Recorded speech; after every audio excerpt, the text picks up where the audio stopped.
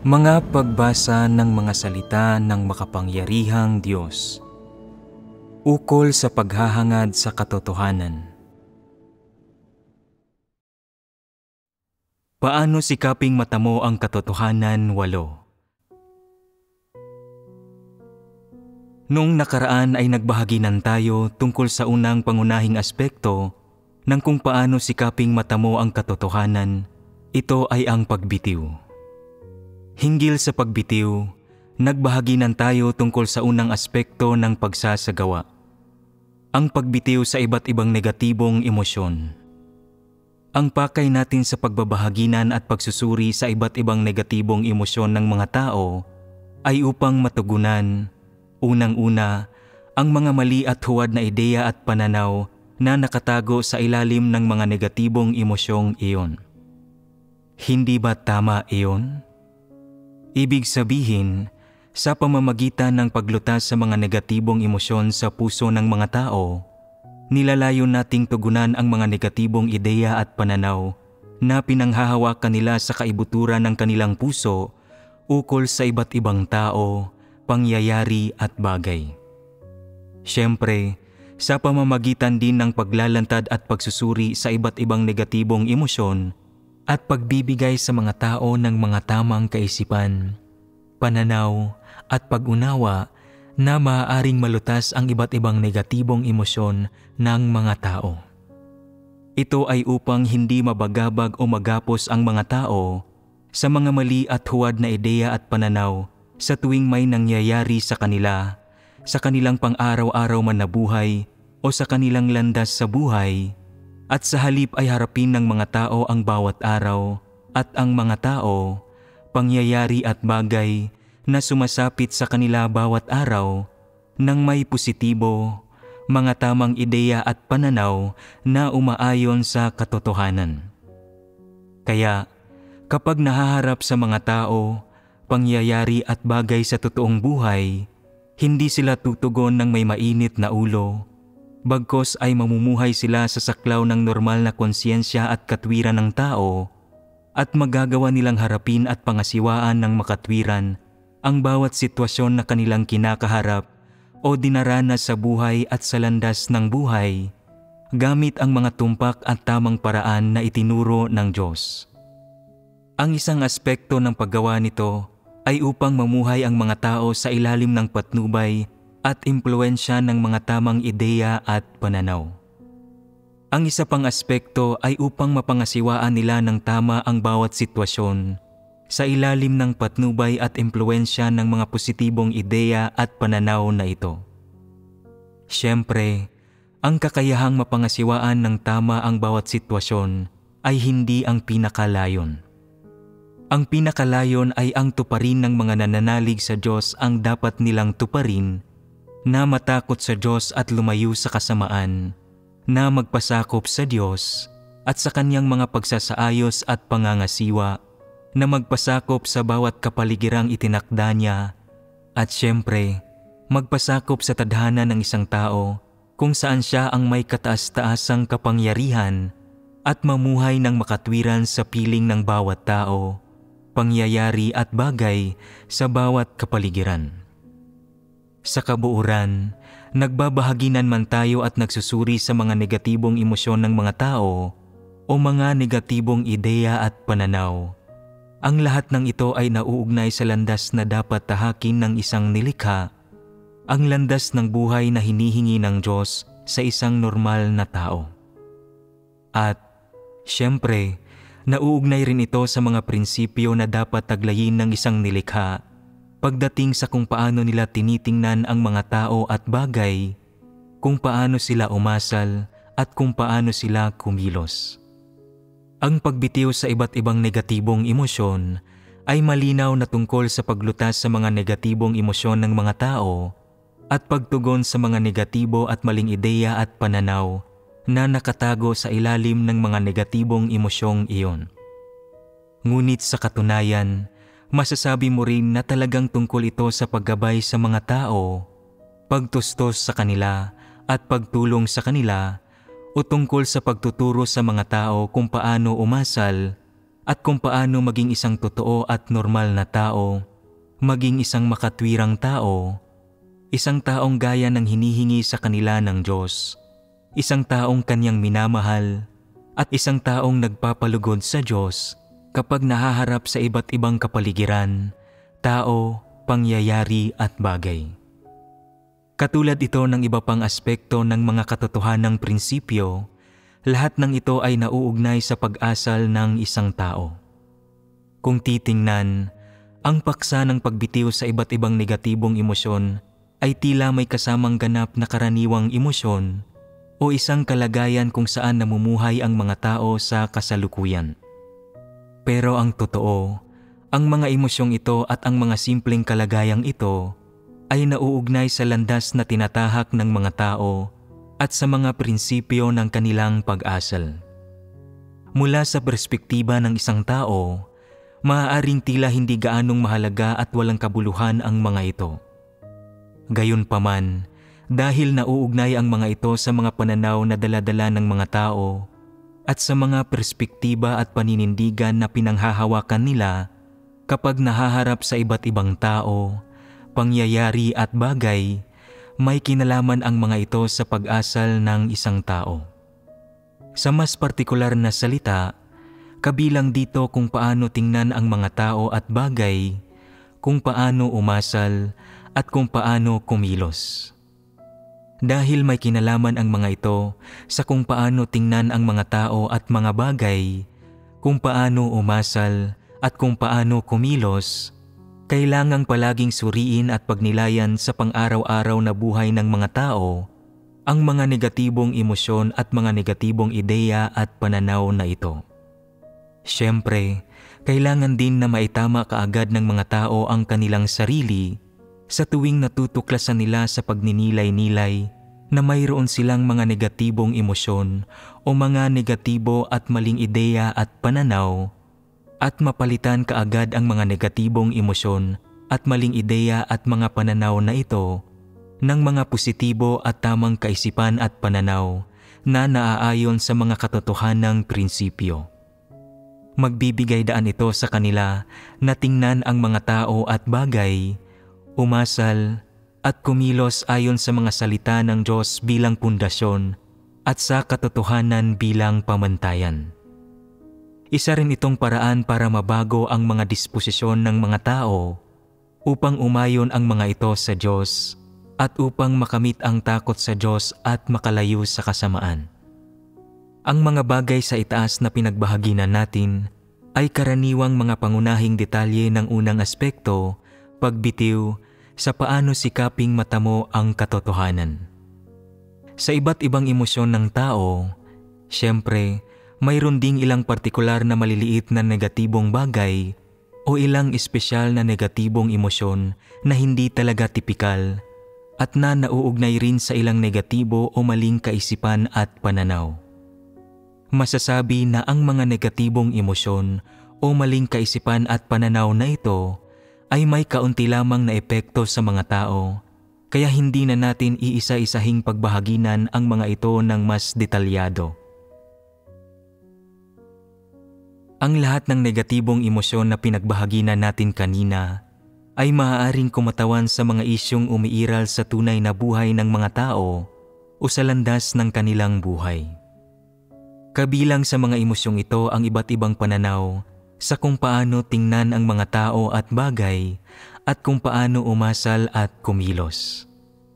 Ang iba't ibang negatibong kaisipan at pananaw na ito sa kung paano tingnan ang mga tao at mga bagay at kung paano umasal at kumilos ay nauugnay sa mga mas malawak na direksyon, mga pangunahing prinsipyo at sa paghahangad ng mga tao sa katotohanan.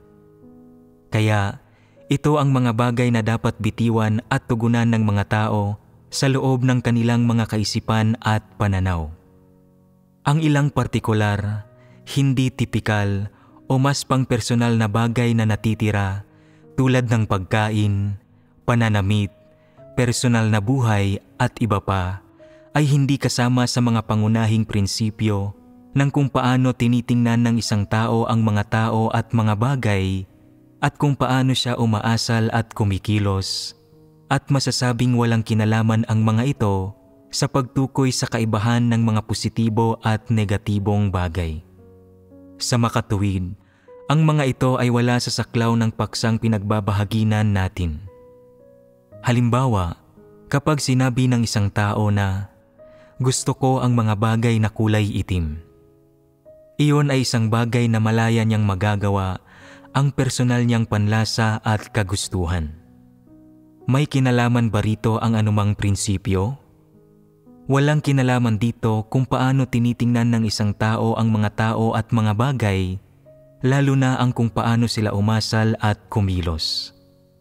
Halimbawa, sinasabi ng isang taong nagsusuot ng salamin dahil sa pagiging short-sighted na, "Gusto ko ng mga frame na kulay ginto ang rim."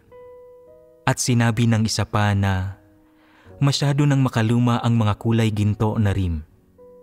Mas gusto ko ang mga salamin na walang rim." May kinalaman ba ito sa mga prinsipyo ng kung paano tingnan ang mga tao at mga bagay at kung paano umasal at kumilos? Wala itong kinalaman sa mga prinsipyo ng kung paano tingnan ang mga tao at mga bagay at kung paano umasal at kumilos. Sinasabi ng iba, may mga negatibo akong nararamdaman tungkol sa pang-araw-araw na gawaing pambahay at paglilinis. Palagi kong nararamdaman na matrabaho at nakakapagod sa buhay ko ang mga ito. Maging ang pagkain ay nakakaabala. Mahigit 1 oras ang paghahanda ng pagkain at pagkatapos kumain, kailangan ko pa ring maghugas ng mga pinggan, maglinis ng mga kaldero at mag-ayos ng kusina at talagang nakayayamot din ang mga bagay na ito. Gayunpaman, sinasabi ng iba, masyadong matrabaho ang buhay. Kailangang palitan ang mga damit mo sa bawat pagpalit ng panahon, pero masyado pa ring mainit sa tag-araw kahit gaano pa kanipis ang mga damit mo, at masyado pa ring maginaw sa taglamig kahit gaano pa kakapal ang iyong mga damit.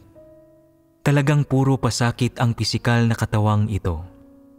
Kapag nagiging madumi ang buhok nila, ayaw nilang hugasan ito, pero kapag hindi nila hinuhugasan ito, nangangati ito. May ugali sila ng pagiging tamad at madungis. Hindi sila makaiwas sa paghuhugas ng buhok, pero naiirita sila kapag hinuhugasan nila ito. Iniisip na, hindi ba't mas mabuti pang wala na lang buhok? Nakakainis na kailangan itong gupitan at hugasan palagi. Mga negatibong emosyon ba ito? Dapat bang lutasin ang mga negatibong emosyong ito? Nabibilang ba ang mga ito sa iba't ibang negatibong emosyon na kailangang bitiwan? Hindi. Bakit hindi nabibilang ang mga ito? Ito ay ilang gawi at isyo lamang na nauugnay sa pisikal na buhay ng katawan. Ang kababaihan, lalo na ang mga babaeng nasa hustong gulang, ay kayang pangasiwaan ang pang-araw-araw na maliliit na bagay na ito tulad ng paghuhugas, pag-aayos at paglilinis ng sarili nilang mga gamit. Medyo mas masahol ang mga lalaki. Madalas ay matrabaho ang tingin nila sa pagluluto, paglalaba at mga gawaing bahay. Partikular silang nahihirapan sa paglalaba. Dapat ba nilang labahan ito? Ayaw nila. Dapat bang hindi nila labahan ito? Masyado itong marumi at nag-aalala sila na kukutyain sila, kaya binabanlawan na lang nila ito ng ilang segundo sa tubig.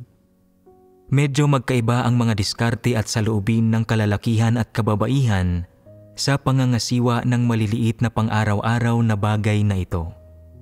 May tendensiya ang mga babae na maging mas maselan at partikular, nagbibigay pansin sa kalinisan at hitsura, samantalang ang mga lalaki ay maaaring medyo magaspang sa pangangasiwa ng mga bagay na ito. Ngunit walang mali roon.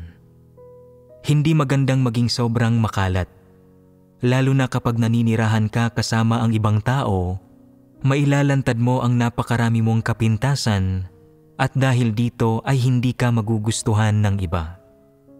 Ang mga kapintasang ito ay mga depekto sa iyong pagkatao at dapat mong malampasan ang mga kailangang lampasan at lutasin ang mga kailangang lutasin. Maging mas masigasig ng kaunti, ayusin ang mga bagay sa iyong tinitirhan, tiklupin ng maayos ang iyong mga damit at kumot, at linisin at ayusin ang kapaligiran mo sa trabaho kada makalawa o kada ilang araw para hindi makaabala sa iba. Ganoon lang talaga ito kasimple. Hindi mo na kailangang mahirapan, hindi ba? Tungkol naman sa kung gaano ka kadalas naliligo o nagpapalit ng damit, ayos lang basta't hindi ito nakakaapekto sa lagay ng loob ng iba. Ito ang pamantayan. Kung hindi ka maliligo, maghuhugas ng iyong buhok o magpapalit ng damit sa loob ng maraming araw, magsisimula kang mangamoy at walang gustong lumapit sa iyo, hindi iyon mabuti. Dapat kang maligo at ayusin ang iyong hitsura para kahit papaano ay hindi maapektuhan ang lagay ng loob ng iba. Hindi na dapat nila kailangang takpan ang kanilang ilong o bibig habang nakikipag-usap sa iyo at hindi sila dapat mahiya dahil sa iyo.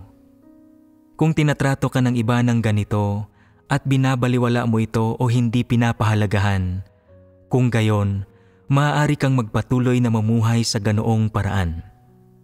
Walang humihingi sa iyo ng labis-labis, hanggat kaya mong tanggapin ito. Ngunit kung nahihiya ka, subukan mo ang iyong makakaya upang mapamahalaan mo ang personal mong tinitirhan na kapaligiran at ang iyong kalinisan upang hindi maabala ang iba dahil sa mga ito. Ang layon ay hindi ang maglagay ng anumang labis na pasanin o stress sa sarili mong buhay at ang isaalang-alang ang damdamin ng iba.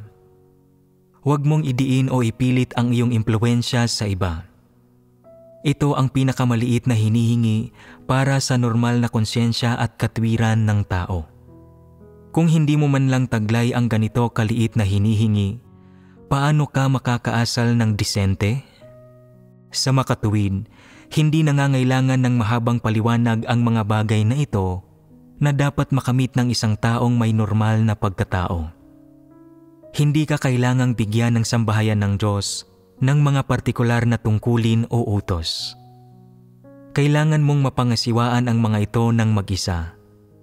Ang mga personal na bagay na binanggit ko sa itaas ay walang kasamang mga prinsipyo o pamantayan sa kung paano tingnan ang mga tao at mga bagay, kung paano umasal at kung paano kumilos. Sa makatuwid, maaari kang umasa sa pinakabatayang konsiyensya at katwiran ng tao para pangasiwaan ang mga ito. Ang isang taong may normal na konsiyensya at katwiran ay dapat magkaroon ng ganitong antas ng katalinuhan. Hindi ito kailangang problemahin pa at higit pa rito, ang maliliit na bagay na ito ay hindi dapat ituring bilang mga issue na nangangailangan ng pag-unawa o paglutas sa pamamagitan ng paghahangad sa katotohanan dahil ito ay mga bagay na kayang isakatuparan ng sinumang may normal na pagkatao. Maging ang isang munting aso ay nakauunawa kung ano ang ibig sabihin ng pagiging disente. Kung hindi iyon nauunawaan ng mga tao, kung gayon, hindi nila naaabot ang mga pamantayan ng pagiging tao, hindi ba? Mayroon akong alagang aso. Talagang maganda ang itsura ng asong ito, malalaki ang mata nito, malapad ang bibig at maganda ang hugis ng ilong. Isang beses, nakipag-away ito sa sarili nitong tuta dahil sa pagkain at kinagat ito ng tuta sa ilong. May maliit na sugat sa gitna ng ilong nito pagkatapos niyon na ikinasira ng hitsura nito. Mabilis kong nilagyan ng gamot ang sugat at sinabing, "Ano ang gagawin natin ngayon?" Nakakalungkot naman tingnan ang isang magandang aso na may peklat. Sinabi ko sa aso, "Mula ngayon, huwag kang susunod kapag lumalabas kami. Kung makikita ng mga tao ang peklat sa mukha mo, iisipin nilang pangit ka." Matapos marinig ito, umungol ito bilang pagsang-ayon, saglit na natulala at nanlaki ang mga mata. Nagpatuloy ako. Nasugatan ka. Napakalaki ng sugat mo sa ilong, baka pagtawanan ka ng mga tao kapag nakita nila ito. Kailangan mong magpahinga at magpagaling. Hindi ka pwedeng sumunod sa amin hanggang sa ganap ka nang gumaling.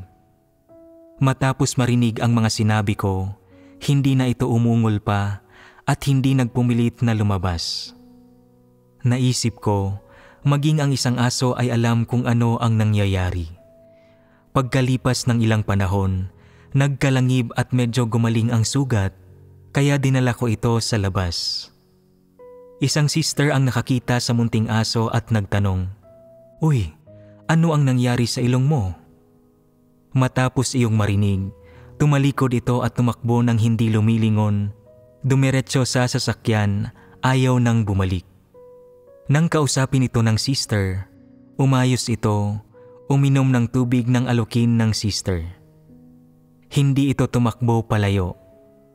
Ngunit sa sandaling nagtanong ang sister na, "Ano ang nangyari sa ilong mo?"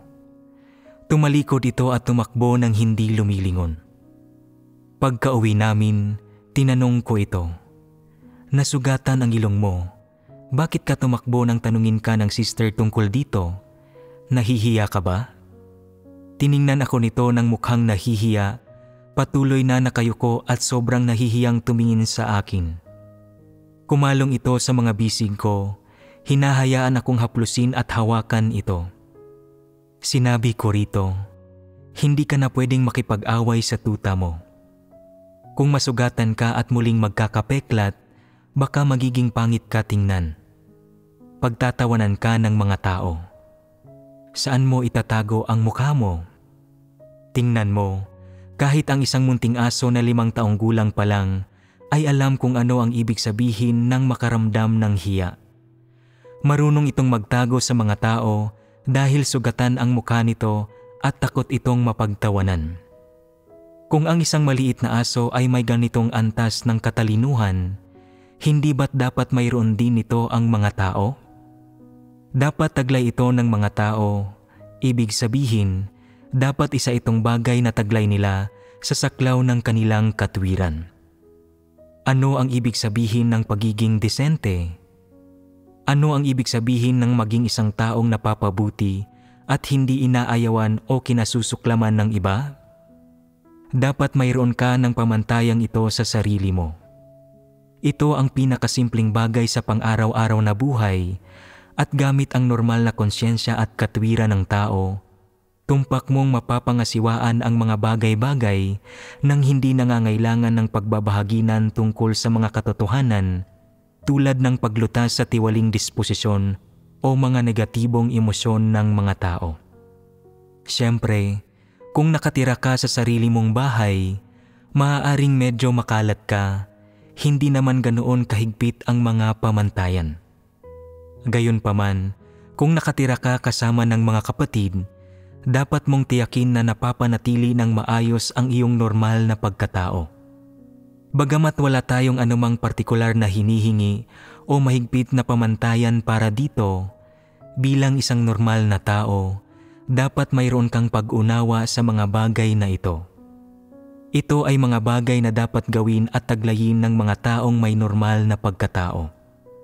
Walang kinalaman dito ang mga kaisipan, pananaw, perspektiba o paninindigan sa kung paano tingnan ang mga tao at mga bagay, paano umasal at kumilos, at tiyak na walang kinalaman dito ang isang mas malaking landas sa buhay, direksyon o layon. Dahil dito, pinakamainam na lutasin mo ang mga bagay na ito ayon sa mga hinihingi ng normal na konsyensya at katwiran ng tao upang hindi magtsismisan o masuklam sa iyo ang iba dahil sa mga bagay na ito. Kung tungkol sa mga personal na gawi, libangan, pagkakaiba sa personalidad o mga desisyon tungkol sa mga bagay na walang kaugnayan sa mga prinsipyo, ang mga bagay na ito na walang kinalaman sa mga kaisipan at pananaw, malaya kang pumili at panatilihin ang mga sarili mong kagawian. Hindi makikialam ang sambahayan ng Diyos. Binigyan ng Diyos ang mga tao ng kalayaang magpasya at ng batayang konsyensya at katwiran na nagtutulot sa mga tao na pumili ng sarili nilang mga hilig, libangan at mga gawi o ng mga paraan ng pamumuhay na naaangkop sa kanilang mga personalidad. Walang may karapatang kontrolin, paghigpitan o sisihin ka. Tungkol sa mga bagay na walang kinalaman sa mga katotohanang prinsipyo o sa mga hinihingi ng Diyos sa kanyang mga salita, partikular na ang mga bagay na walang kinalaman kung paano tingnan ang mga tao at mga bagay, paano umasal at kumilos, may karapatan ang mga tao na malayang pumili ng sarili nilang paraan ng pamumuhay nang walang panghihimasok ng iba. Kung ang isang leader, pinuno ng grupo o supervisor ay pumupuna o nakikialam sa iyo tungkol sa mga personal na bagay, may karapatan kang itaboy sila.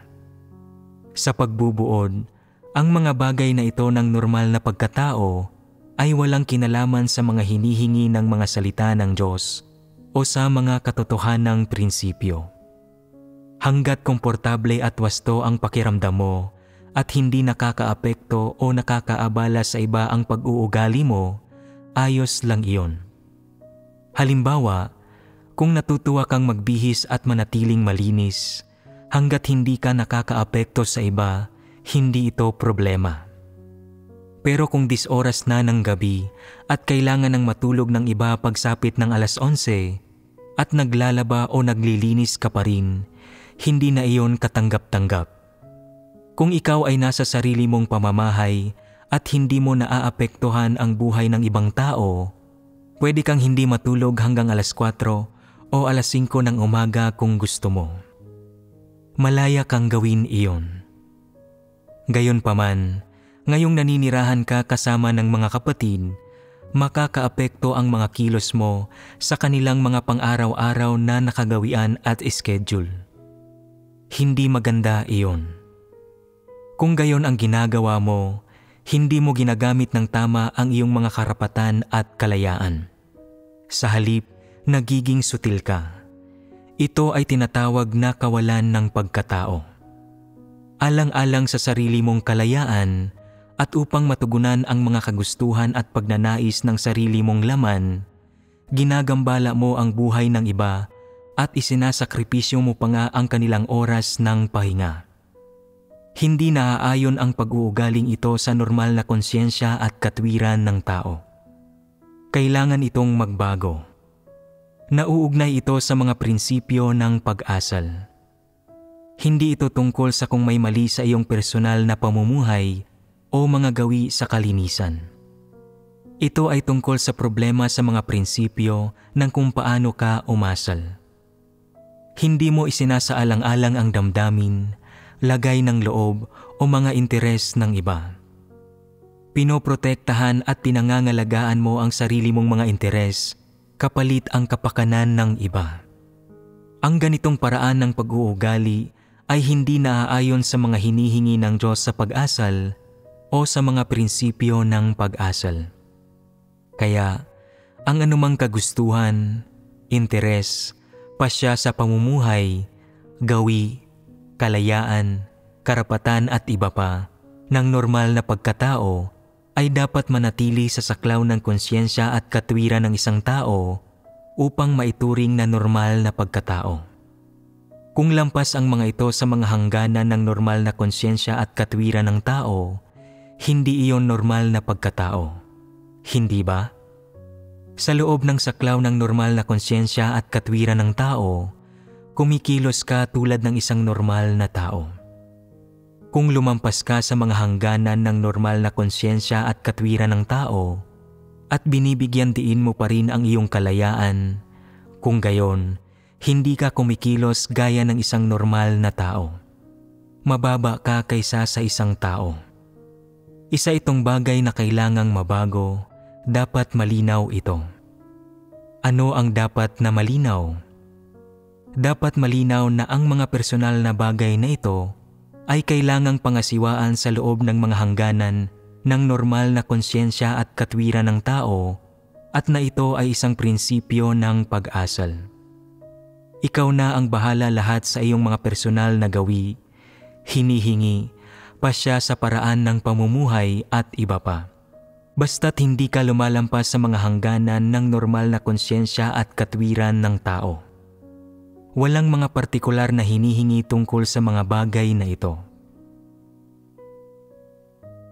Sa unang seksyon ng kung paano hangarin ang katotohanan, pagbitiw, tungkol sa pagbitiw sa iba't ibang negatibong emosyon tulad ng pagiging mas mababa, puot, galit, depresyon, pagkabagabag, pag-aalala, pagkabalisa, at pagpipigil. Ang mga ito ang pangunahing malalaking isyu sa direksyon at mga isyong may kinalaman sa mga prinsipyo na kailangan nating pagbahaginan. Para sa mga maliit, dagdag na isyu na walang kinalaman sa mga prinsipyo o direksyon, komprehensibo tayong nagbahaginan tungkol sa mga ito kanina. Tungkol naman sa pag-aatubili, pagkayamot, kawalang kasiyahan at iba pa na nararamdaman mo hinggil sa iyong mga personal na issue, hanggat walang kinalaman ang mga ito sa mga tunay na kaisipan at pananaw, at hindi tumutukoy sa mga prinsipyo ng kung paano tinitingnan ng isang tao ang mga tao at bagay o kung paano siya umaasal at kumikilos, sarili mong mga personal na issue ang mga ito. Kailangan mong ayusin at tugunan ang mga ito sa loob ng saklaw ng iyong konsyensya at katwiran. Halimbawa, nagugutom ka at wala kang ganang magluto, pero masyado kang nanghihina para magtrabaho nang walang laman ang tiyan. At nang magluto ka na nga, nairita ka naman. Maaaring isipin mo, isa ba itong negatibong emosyon? Hindi ito isang negatibong emosyon. Ito ay katamaran ng iyong katawan at pag-ayaw sa pagluluto. Isa itong isyo ng iyong tiwaling laman. Kung mayroon kang pera, maaari kang kumuha ng isang taong tutulong sa iyo sa pagluluto. Kung wala kang pera, ikaw lang mismo ang makalulutas nito. Hindi obligado ang iba na lutasin para sa iyo ang mga problemang ito sa buhay. Sariling responsibilidad mo ito. Ang mga karaniwang gawaing ito ng pagkain, pagbibihis, at pagsisipilyo at pagkukuskos ay bahagi ng buhay ng tao. Likas na ito sa pag-iral ng tao. Ang mga tao ay naiiba sa mga aso at pusa. Sa sandaling mag-ampon ka ng isang kuting o tuta, responsibilidad mo ang pagkain at inumin nito. Kapag nagugutom ito, kailangan mo itong pakainin. Pero hindi ito uubra sa mga tao. Kailangang ang mga tao mismo ang mag-asikaso at magbalikat ng mga aspetong ito ng buhay. Hindi ito isang pasanin. Ang matutunang pangasiwaan ang mga bagay na ito ng tama ay isang bagay na kayang isakatuparan ng mga taong may normal na pagkatao. Kaya lang, maaaring nararamdaman ng ilang tao na hindi pa nila nagawa ang mga bagay na ito dati, lalo na ang mga taong tinulungan ng kanilang mga magulang o kapamilya na manatiling organisado at labis na pinalayaw na hindi nila kailanman natutunan kung paano magluto, maglaba, o mga siwa sa mga bagay-bagay sa sarili nilang buhay. Resulta ito ng kapaligiran sa pamilya. Gayunpaman, sa sandaling iwanan nila ang kanilang mga magulang at magsimulang mamuhay ng nagsasarili, kaya na nilang gawin ang lahat ng bagay ng sila-sila lang, kabilang na ang paglalaba at pag-aayos ng kanilang higaan. Sa katunayan, ito ay mga bagay na kayang makamit ng normal na pagkatao. Para sa sinumang nasa hustong gulang na, ang mga gampaning ito ay hindi mahirap at hindi labis na mabigat. Madaling lutasin ang mga problemang ito. Kung mayroon kang mas matataas na pamantayan para sa kalidad ng buhay mo, mas maganda pa ang magagawa mo. Kung hindi gaanong mahigpit o mas mababa ang ekspektasyon para sa kalidad ng iyong buhay, maaari kang maging mas kaswal tungkol dito. Ang mga ito ay pawang mga usapin na walang kinalaman sa mga prinsipyo.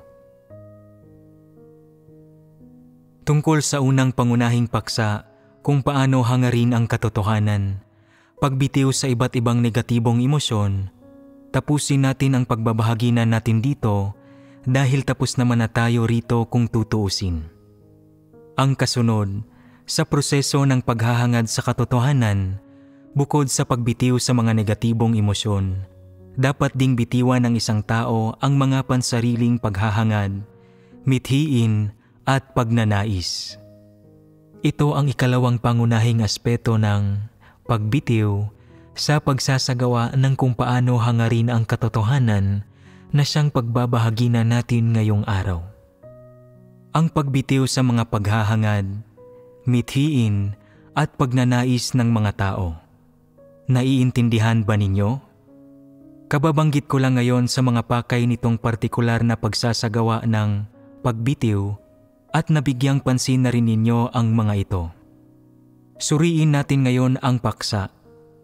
Ano ang pumapasok sa isipan kapag pinag-uusapan natin ang pagbitiw sa mga paghahangad, mithiin at pagnanais ng mga tao? Anong mga halimbawa ang naiisip ninyo? Naiisip ko ang mga mithiin ng mga tao na ibinahagi ng Diyos kanina, tulad ng mga taong may partikular na talento, gaya ng pag-arte, pag-asam na maging mga kilalang tao o superstar. Maaaring inaasam ng ibang may abilidad sa pagsusulat at kaunting talento sa panitikan na gumanap ng mga tekstual na tungkulin sa sambahayan ng Diyos at maging mga manunulat. Ito ang ilang mithiin na lumilitaw sa mga tao. Ano pa? Hinahangad ng mga tao ang tagumpay, gayon din ang sarili nilang mga inaasam at ninanais at hinahangad nilang makatanggap ng mga pagpapala. Mag-isip ka pa, ano pa ang mayroon? Ano ang dapat bigyang diin dito? Tungkol ito sa mga paghahangad, mithiin at pagnanais na dapat bitiwan ng mga tao. Dagdag pa sa mga marangyang pagnanais ng mga tao at sa mga ekspektasyon nila sa kanilang mga inaasam at tadhana sa konteksto ng totoong buhay ng mga tao, sa mga kinakailangang sitwasyon ng pag-iral ng tao, ano pa ang may kinalaman sa mga paghahangad, mithiin at pagnanais na dapat bitiwan ng mga tao? Ano ang ilang mahalagang bagay sa buhay na maaaring makaapekto sa iyong pananalig sa Diyos at paghahangad sa katotohanan? Kapag nasa edad na ng pag-aasawa ang mga tao, maaari silang mapasailalim sa mga limitasyon ng pag-aasawa. Isa pa, kapag ang propesyon ng isang tao ay sumasalungat sa pananalig niya sa Diyos, maaaring piliin niya na hangarin ang sarili niyang propesyon. Ito ang dalawang aspeto na kailangan ding bitiwan. Mahusay ang pagkakasabi mo. Ang pananalig mo sa Diyos sa nakalipas na ilang taon ay nagbigay sa iyo ng mga resulta at pagpapahalaga. Nabanggit mo ng tama ang dalawang mahalagang aspeto, pag-aasawa at propesyon. Ang dalawang pangunahing bagay na ito ay kabilang sa mga isyong may kinalaman sa mga panghabang buhay na usapin sa landas ng buhay ng tao. Mahalagang bagay para sa lahat ang pag-aasawa at isang malaking alalahanin din ang propesyon ng isang tao na hindi matatakasan at hindi maiiwasan. Mayroon bang iba pang mahahalagang bagay maliban sa dalawang ito? Nariyan din ang aspeto ng pakikitungo sa pamilya, mga magulang at mga anak. Kapag sumasalungat ang mga bagay na ito sa pananalig sa Diyos at sa paghahangad sa katotohanan, nahihirapan ang mga tao na bumitiw. Kapag gumagawa kayo ng isang balangkas, hindi kayo dapat gumagamit ng masyadong mahahabang pangungusap. Kanina, binanggit natin ang pag-aasawa at propesyon. Kaya, ano ang dapat itawag sa paksang ito? Pamilya. Tama, isa ring pangunahing aspeto ang pamilya. Kasama ba rito ang bawat individual? Kasama rito ang bawat individual at ito ay sapat na partikular at tipikal. Ang pag-aasawa, pamilya at propesyon ay pawang malalaking paksa na may kinalaman sa pangunahing tema ng mga pansariling paghahangad, mithiin at pagnanais ng mga tao. Sa kabuuan ay may 4 na pangunahing paksa na nauugnay sa pagbitiw sa mga pansariling paghahangad, mithiin at pagnanais ng mga tao. Natukoy ninyo ng tama ang 3 sa mga ito, mabuti kung gayon. Tila nangangailangan ng detalyadong pagbabahaginan ang paksang ito, isa itong paksa na nasa isipan na ninyo at mahigpit itong nauugnay sa inyong buhay o sa inyong tayog at karanasan. May isa pang paksa na talagang napakasimple. Ano ito? Ito ay ang mga hilig at libangan ng isang tao. Hindi ba't simple lang iyon? Bakit ko sinasabi ang mga hilig at libangan ng isang tao? Suriing mabuti ang paksa at tingnan kung ang mga hilig at libangan ay nauugnay sa mga pansariling paghahangad, mithiin at pagnanais ng mga tao na kailangan nating talakayin. May kaugnayan ba sa mga ito ang pag-aasawa? May kaugnayan ba sa mga ito ang pamilya? May kaugnayan ba sa mga ito ang propesyon? Mayroon din. Ang bawat isa sa 4 na aspetong ito ay nauugnay sa mga paghahangad, mithiin at mithiin ng isang tao. Kasama sa bawat aspeto ang mga imahinasyon at partikular na hinihingi tungkol dito sa kaibuturan ng kaniyang puso at mga bagay na nais makamit ng isang tao sa kaniyang laman at mga emosyon. Ang bawat aspeto ay may mga partikular na elemento at konkretong paghahangad, at kasama rin dito ang pagsisikap at halagang ibinabayad ng isang tao para sa mga ito. May kinalaman at impluwensya ang bawat aspeto sa mga kaisipan at pananaw ng isang tao sa buong buhay niya, at ang mga ito ay maaaring makaapekto sa paghahangad niya sa mga tamang layon. Siyempre, nakakaapekto rin ito sa kung paano tinitingnan ng isang tao ang mga tao at bagay at kung paano sila umasal at kumilos. Kung magsasalita ako ng pangkalahatan, maaaring maging hindi malinaw at mahirap para sa inyo na maunawaan ito. Kaya, isa-isa nating pagbahaginan ang bawat aspeto, suriin nating mabuti ang mga ito, at maaaring unti-unti ay malinaw ninyong maunawaan ang mga issue. Sa sandaling maging malinaw ang mga ito, maaaring hanapin dito ng mga tao ang mga prinsipyo na dapat nilang ipatupad at sundin. Una, pag-usapan natin ang tungkol sa mga hilig at libangan. Siyempre, hindi kasama sa mga hilig at libangan kung ano ang paminsan-minsang ginagawa ng mga tao para magsaya o ang kanilang mga pansamantalang pampalipas ng oras o mga hilig pag-aralan. Walang kinalaman sa mga pansamantalang bagay ang mga hilig at libangan. Dito, ang mga hilig at libangan ay tumutukoy sa tunay na pananabik at paghahangad na nananahan sa espiritual na katauhan ng isang tao at sa kaibuturan ng kaniyang kaluluwa. Kikilos pa nga siya at gagawa ng mga plano para sa mga bagay na ito, at higit pa roon, gagawa siya ng mga konkretong pagsisikap at sisikapin niyang matugunan o higit na mapaunlad ang mga hilig at libangan na ito o upang makagawa ng gawaing naaayon sa sarili niyang mga hilig at libangan. Sa kontekstong ito, ipinahihiwatig ng mga hilig at libangan na nakapagtakda na ng mga layon at mithiin ang mga individual at nagbayad pa nga ng halaga, gumugol ng lakas o gumawa ng mga partikular na aksyon.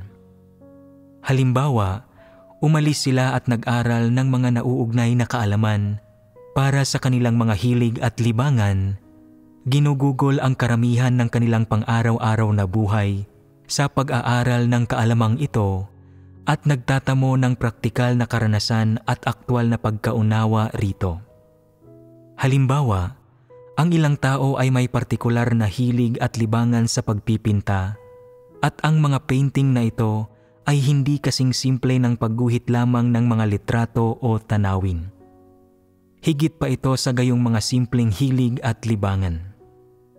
Pinag-aaralan nila ang iba't ibang pamamaraan ng pagpipinta tulad ng sketching, mga landscape at mga portrait, at nag-aaral pa nga ang ilan ng oil at ink painting. Nag-aaral sila ng ganito hindi lamang dahil sa kanilang mga hilig at libangan, kundi dahil sa mga mithiin na kanilang binuo at itinatag, at sa mga pagnanais na taglay nila dahil sa kanilang hilig sa pagpipinta. Nais pa nga nilang ilaan ang buong lakas ng buhay nila sa pagpipinta, maging matagumpay na pintor, at hangarin bilang isang propesyon ang pagpipinta.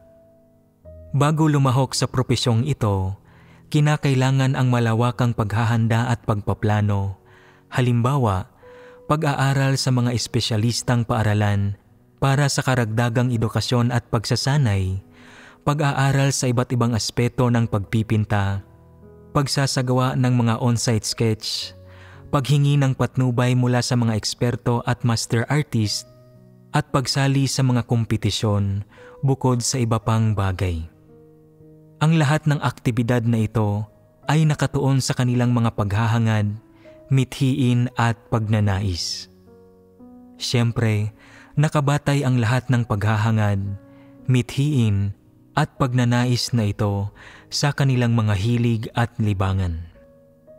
Dahil sa mga hilig at libangan na ito, kaya sila nagkaroon ng mga paghahangad, mithiin at pagnanais sa buhay. Ang ilang tao ay may matinding hilig sa pag-aaral ng kasaysayan, kabilang na ang sinauna at moderno, lokal at dayuhang kasaysayan. Habang mas tumitindi ang kanilang pagkahilig, nagsisimula namang makita nila ang kanilang sarili bilang mga individual na may talento sa larangang ito at napipilitan silang maghangad ng isang propesyong nauugnay rito. Patuloy silang nag-aaral at mas pinapalawak nila ang kanilang edukasyon. Siyempre, sa prosesong ito, patuloy na nabubuo at tumitibay ang kanilang mga paghahangad, mithiin at pagnanais, at sa huli ay inaasam nilang maging historiador. Bago maging isang historiador, karamihan sa oras nila ay nakatuon sa hilig at libangang ito. Mayroon ding ilang tao na may partikular na pagkahilig sa ekonomiya at nasisiyahang magtrabaho ng may kinalaman sa mga numero at mag-aral ng mga bagay na nauugnay sa ekonomiya. Umaasa sila na balang araw ay mamumukod tangi sila o magiging matagumpay sa industriya ng finance. Sa madaling salita, nagkakaroon din sila ng paghahangad batay sa kanilang hilig at libangan at nagkakaroon ng mga mithiin at pagnanais na may kaugnayan sa hilig at libangang iyon. Kasabay nito, ipinupuhunan din nila ang kanilang oras, gumagawa sila ng aksyon, nagbabayad ng halaga, at gumugugol ng lakas para matuto, magsaliksik, mas magpalawak ng kanilang edukasyon, at magkamit ng komprehensibong kaalaman na nauugnay sa kanilang mga hilig at libangan. Ang iba ay mahilig sa sining, gaya ng sining ng pagtatanghal, pagsayaw, pagkanta o pagdidirekta. Matapos magkaroon ng gayong mga hilig at libangan, sa ilalim ng motibasyon ng mga hilig at libangang ito, unti-unting nabubuo at tumitibay ang kanilang mga mithiin at pagnanais. Habang unti-unting nagiging layo nila sa buhay ang mga mithiin at pagnanais nila, inilalaan din nila ang kanilang mga pagsisikap, pagtatrabaho at mga kilos sa paghahangad ng mga layong iyon. May ilang taong mahilig magtrabaho sa larangan ng edukasyon. Pinag-aaralan nila ang iba't ibang aspeto ng edukasyon, gaya ng psikolohiya at iba pang nauugnay na kaalaman para maghangad ng propesyong nauugnay sa kanilang mga hilig at libangan. Ang ilang tao naman ay mahilig sa disenyo, pag-iinhenyero, teknolohiya, elektronika, o pagsasaliksik sa mga insekto, mikroorganismo at iba't ibang pag-uugali ng hayop, mga gawi upang mabuhay, mga pinagmulan at marami pang iba. Ang ilang tao ay mahilig sa trabaho sa media at nais makapagtrabaho sa industriya ng media bilang mga host, anchor, reporter at iba pa. Dahil sa udyok ng kanilang iba't ibang hilig at libangan, patuloy na nag-aaral ang mga tao at malalimang nagsasaliksik at unti-unti silang nagkakamit ng pagkaunawa. Mas tumitindi ang mga paghahangad, mithiin at pagnanais sa puso nila at patuloy na nabubuo. Siyempre, habang unti-unting nabubuo ang kanilang mga paghahangad, mithiin at pagnanais, nagsusumikap din ang mga individual at sumusulong tungo sa kanilang mga mithiin at pagnanais. Sa tuwing gumagawa sila ng partikular na aksyon, ipinupuhunan nila ang kanilang lakas, oras, kabataan at maging ang mga emosyon at pagsisikap nila para sa mga mithiin at pagnanais na ito. Sa anumang larangan o industriya na bibilang ang mga hilig at libangan ng isang tao, anuman ang kategoryang kanilang kinabibilangan, sa sandaling magtakda sila ng isang paghahangad at magtatag ng mga kaukulang mithiin at pagnanais, nakatakda na rin ang kanilang mga layon at direksyon sa buhay.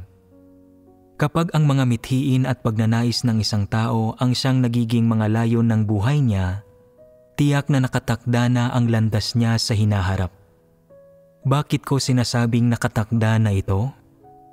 Ano ang isyong tinutukoy rito?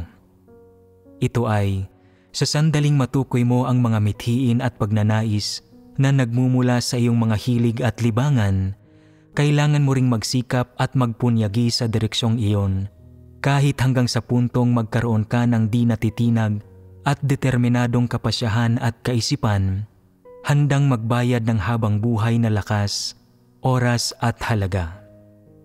Ang iyong buhay, tadhana, mga inaasam, at maging ang pinakahuli mong hantungan ay hindi maiiwasang maimpluwensyahan ng mga layon sa buhay na naitatag mo na.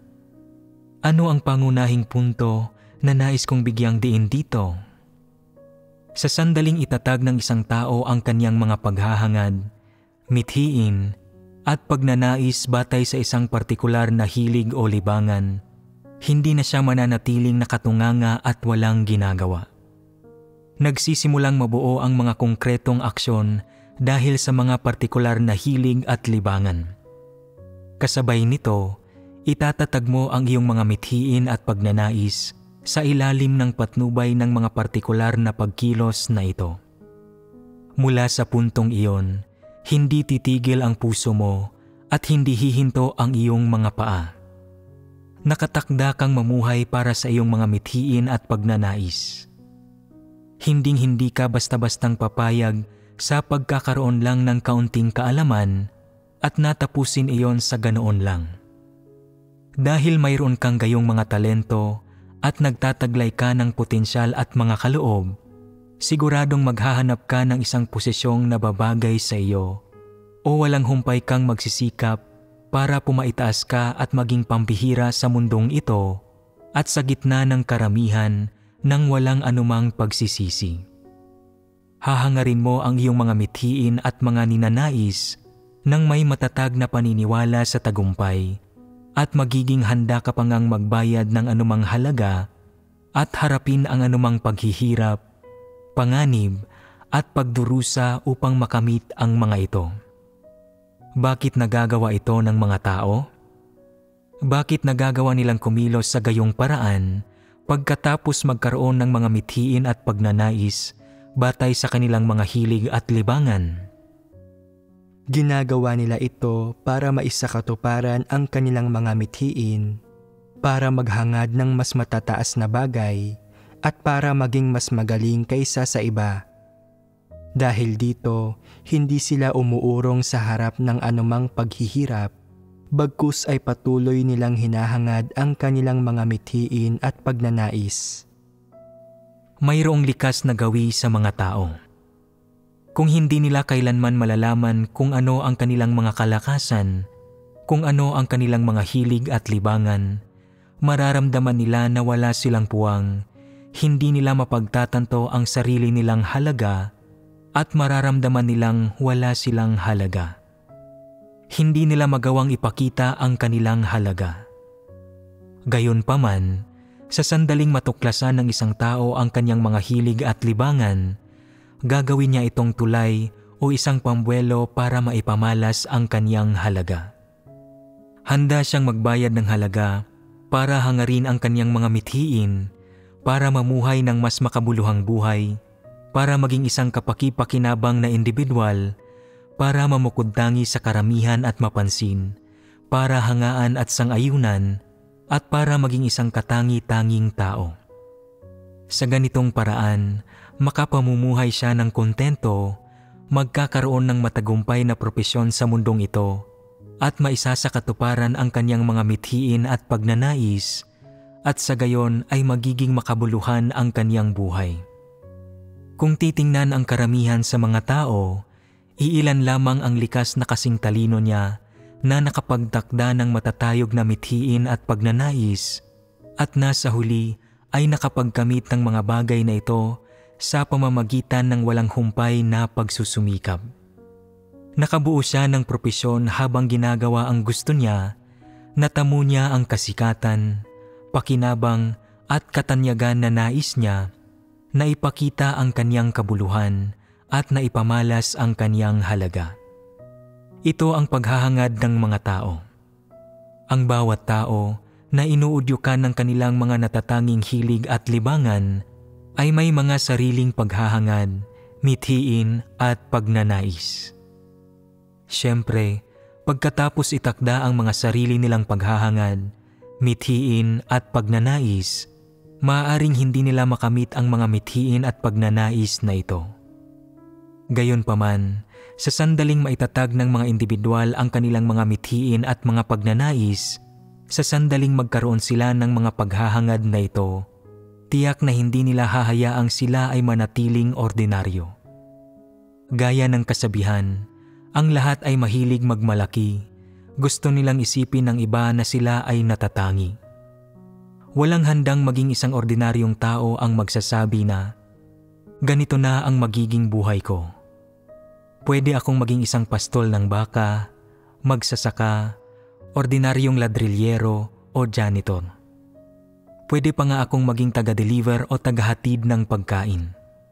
Walang sino man ang may gayong mithiin.